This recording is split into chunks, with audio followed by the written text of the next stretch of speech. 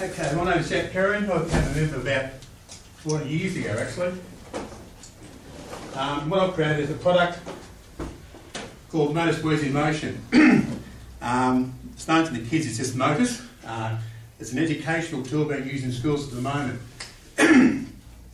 This came about 4 years ago, 4.5 years ago. I was taking my son to his grandfather's for a weekend away.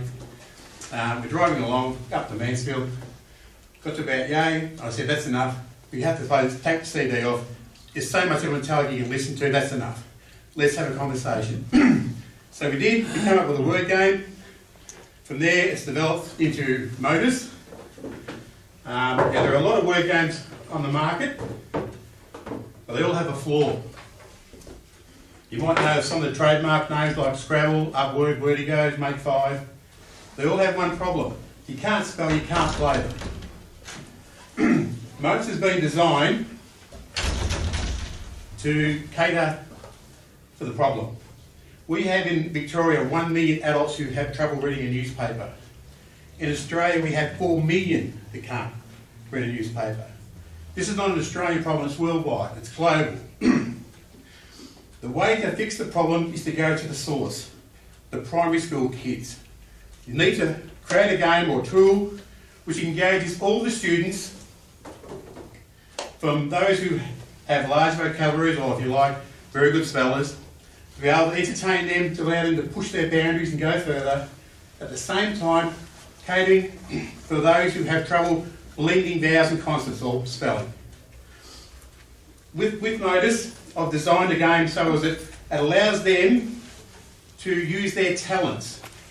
Now these kids do have talents and they have their tools that they use to survive from day to day. What I've done is, the best way to explain it is that you have 5 senses. Say you lose the power of one, say sight. The other 4 remaining senses do not improve, but the awareness and need does. Now if you take that and put it into literacy, the kids who have trouble spelling use their tools, strategies, creative and lateral thinking, memory, and quick decision making. By applying these into the game, they use their talents, they get success, we get repetition, and they start to improve their spelling. At the same time, those who are very good spellers can push their boundaries a bit further and challenge themselves.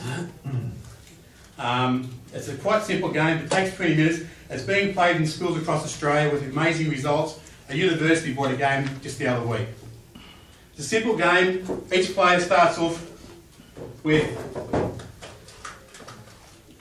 3 vowels and 5 consonants. They put into their rack. And you travel around the board for 1 lap.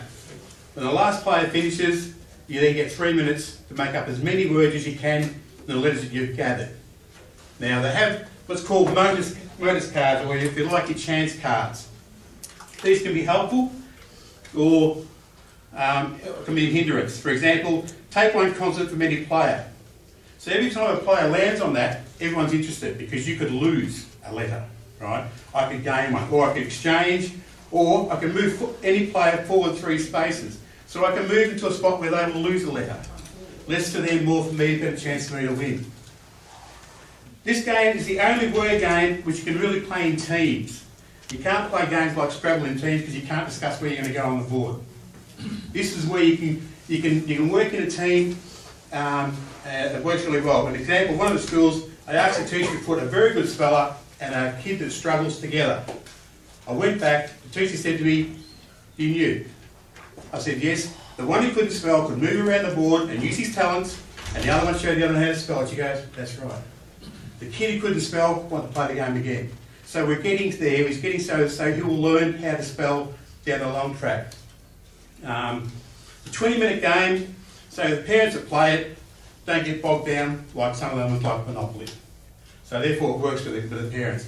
It also is being played at the moment in retirement villages, so exercising the brain. My mother got dementia, we play the game, she wins, then she says, "Dad, we play the game." I said, "No, Mum, you won." But it's sharpening her reactions. As I said, it's been out in the market this year, selling quite well. It also has the new components of the game called Secret Partner, where you draw a card at the start of the game, and your secret partner could be the red team. So during the game, I'm going to help them to get better letters, because their score is going to add to mine at the end of the game. But they won't know that. Right, so it makes it quite interesting. There's 3 parts to a game. 1, going around collecting your letters. 2, scoring. And 3, the most important part of any game is called the conversation. I would have won if you hadn't pulled that Motus card and taken my E. I could have made so many more words. And the conversation just goes from there. And that's where the kids that normally in school have confidence problem interact. It's teamwork, it builds mathematics skills, and most of all, the byproduct is that you learn how to spell without actually knowing how to play a word game. That's basically what Motus is.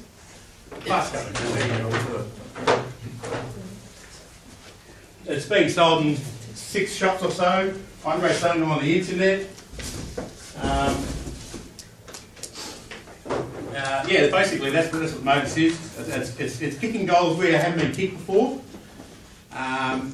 You can manipulate the game. It's designed so as that, for an example, on the website it shows you how you can play it for kids that, say, 6-year-old that can't spell.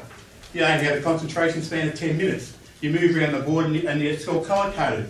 Green for consonants, orange for vowels. And then after 10 minutes, you then create words. I went to a trade fair in Canberra last year. I was up there for the weekend. I played with my niece. She's not a very good speller. Great mathematician, but not a good speller. I actually played the game with her, then I create her words for her. After about 7 or 8 games, she was then creating her own words. Yes, they were the same words that we were making before, but it's a step. She now plays the game more regularly, and now she's doing very, very well. As I said, it's a game where you use your skills to manipulate people, to try and get the best you can off them. My young nephew was playing with him, and I had to take a consonant from any player. The first thing he did, he took a letter out, he goes, "You can't have this, Uncle Jack." I said, "Come on, play fair, put it back." Puts it back. I said, "I'll teach you a lesson. I'm going to take that letter." I did. It was a Z. He set me up. He used his skills to manipulate so that I wouldn't lose an S, so I could make a plural. The scoring is quite simple. For every letter you use, you get a point. 4-letter word, 4 points. Make it a plural, 5 points, etc., etc., etc. So you're building on making longer and longer words. I've had players where one family, they all played Scrabble. One girl wouldn't. They played Motus. She won. Why? Because she made up all these small words. They were trying to make up all these large words, and within 3 minutes, she outscored them. She was very, very happy. I had some pensioners in Queensland ring me up, and Katie said, "Jack, I like your game. I've just beaten the wife in a word game for the first time ever." I said, "Well done, congratulations." She goes, "You don't understand, it took me 6 goes." I said, "That's music to my ears." She was entertained, and you thought you could beat her, and you did. So that's basically what Motus is all about. It's been on the market for 12 months. Schools love it. Once it goes into school, then obviously I get phone calls and orders, and kids want to ring and get it and things like that.